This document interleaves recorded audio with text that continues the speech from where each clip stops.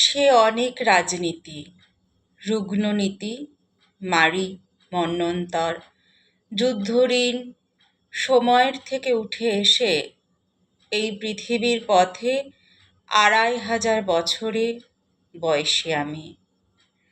বুদ্ধকে স্বচক্ষে মহানির্বাণের আশ্চর্য শান্তিতে চলে যেতে দেখে তবু অবিরল অশান্তির দীপ্তি ভিক্ষা করে এখানে তোমার কাছে দাঁড়ায় রয়েছি।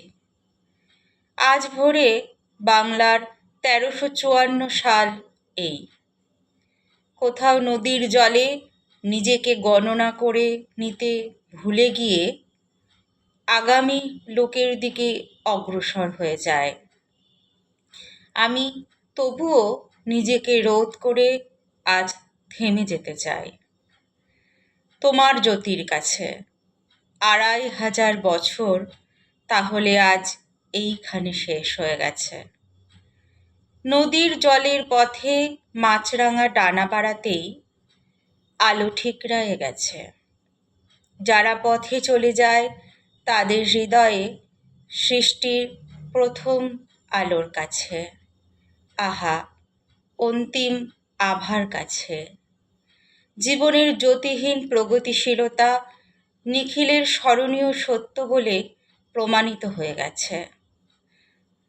দেখো পাখি চলে, তারা চলে, সূর্য মেঘে জ্বলে যায়, আমি তবুও মধ্যম পথে দাঁড়ায় রয়েছি। তুমি দাঁড়াতে বলনি, আমাকে দেখোনি তুমি।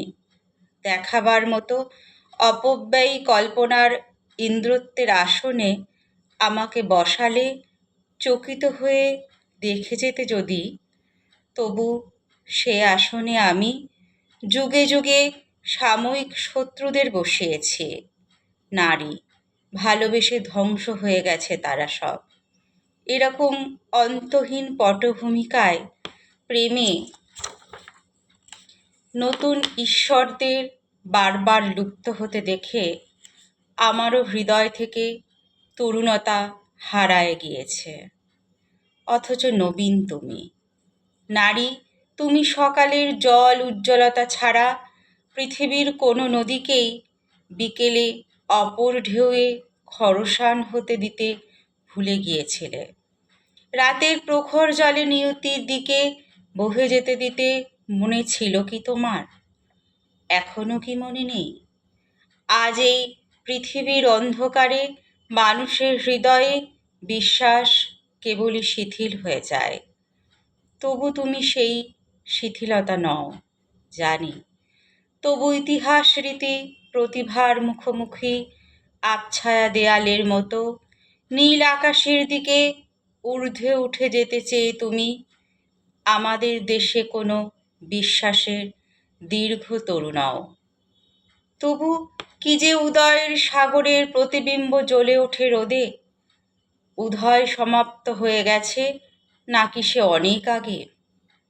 কোথাও বাতাস নেই, তবু মর্মরিত হয়ে ওঠে উদয়ের সমুদ্রের ধারে।